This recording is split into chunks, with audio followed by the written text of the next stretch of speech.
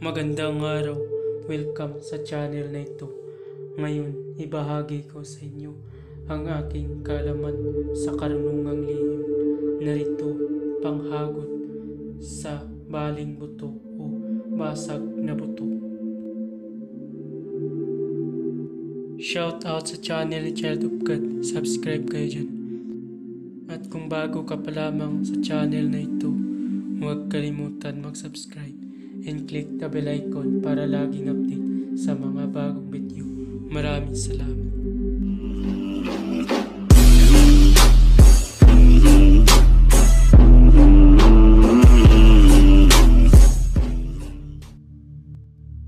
Pamilin, mahalin at pagkaingatan ang bawat ibinabahagi ko sa YouTube channel na ito. Ang kapangyarihan na kapaloob dito ay lubhang may waga. Gamitin lamang sa kabutihan at pagganap ng kalooban ng Diyos.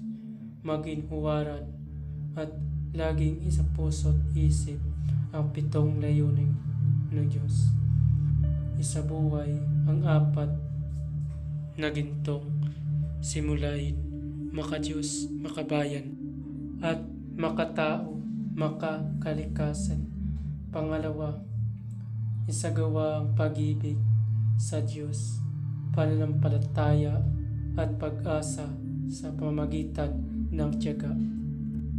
Pangatlo, isakatuparan ang kabutihan, katuwiran, kalinisan, katotohanan, kadalisayan, kaliwanagan at kababaan ng kalooban. Pang-apat, ipagpalaganap ang pagkakaisa, pagmamahalan, pagtulong sa kapwa, pagmimisyon, paglilinis ng sarili at pagbabago na paunlad. Pang-5, magkaroon ng pagagalangan, pag-unawaan at pagmamahalan sa isa't isa bilang mga kapatid at kapwa-tao. Pang-6, maging dakila sa isip, sa salita at gawa para sa Diyos, sa bayan at tao. Pang-7, ipagpatibay ang kautusan ng Diyos, tumulong sa pagpapaunlad ng katauhan ng bawat kasapi ng samahan, at tumupad sa hadikain ng Diyos sa tao. Sa pamagitan ng pagsunod sa mga layuning ito, ang isang naghahanap sa Diyos ay makakasumpong sa Kanya at hindi pagkakaitan ng Kanyang liwanag. Mga pamamaraan. Ang paggamit ng orasyong ito ay kailangan mataas ang iyong kaalaman pagdating sa espiritual. Dahil isang mataas na uri ang orasyong ito, kaya kailangan i-active mo muna ng 49 days idugtong sa iyong debosyon. Ang pag-active ng orasyon ay isa din sa pagpapabisa ng orasyon, lalo lumalakas o gumana ang orasyon kung nadebosyonan ng 49 days at madali pagganahin kahit mataas pa dahil na-active mo na ito.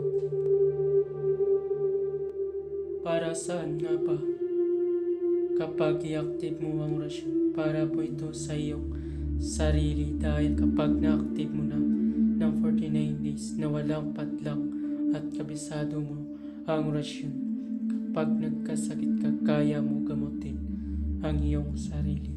Pero kung natapos mo ang 49 days na walang patlang at hindi mo pa kabisado ang orasyon at ginamit mo kapag nagkasakit ka, hindi mo kaya gamutin ang iyong sarili. Kaya bago gamitin ay kailangan kabisaduhin ang orasyon. Ang paggamit ng orasyon ay kailangan mo muna ng pondo o poder para pagkunan ng kapangyarihan na magpapagana ng orasyon. Ang sinasabi kong pondo ay tulad ng Ama namin, Aba Ginong Maria, luwalhati, sumasampalataya. Depende sa iyong gagamitin na pondo. Meron din na orasyon. Para madali ito pagganahin kung ang iyong gamitin na pondo ay Ama namin na Baginong Maria, luwalhati, sumasampalataya, gawin yan ng tagtatlong beses. Ulitin ang Ama namin na Baginong Maria hanggang sumasampalataya. Pwede din palakasin ang pondo. Meron din mga orasyon. Pamamaraan, magtirik ng 3 kandilang puti at magdasal ng 3 Ama namin, 3 Baginong Maria, 3 luwalhati at 3 sumasampalataya. Pagkatapos magdasal ay isunod ang orasyon. Pagkatapos usalin ang orasyon ng 3 beses, sa isip ay iihip sa langis na panghilot o sa pangtapal na halamang gamot. Narito ang orasyon. Quem Quaritis Susubani Egusum Homo Mauli ang sirang buto Creatum Homo Quis Lobi Sign of the Cross. Quem Quaritis Susubani Egusum Homo Mauli ang sirang buto Creatum Homo Quis Lobi Sign of the Cross. Quem Quaritis Susubani Egusum Homo Mauli ang sirang buto Creatum Homo Quis Lobi Sign of the Cross.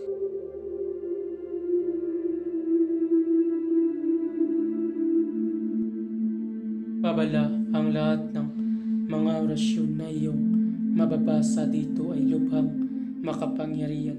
Gamitin lamang sa mabuti. Ibinabahagi ko ang mga orasyon na ito para katulong at hindi para makapanakit ng sinuman. Ang sinuman na gamitin ito sa masama ay magkakamit ng walang hanggang paghihirap habang buhay hanggang kamatayan. Maraming salamat. Bago matapos ang videong ito, huwag kalimutan mag-subscribe and click the bell icon para laging update sa mga bagong video. Maraming salamat.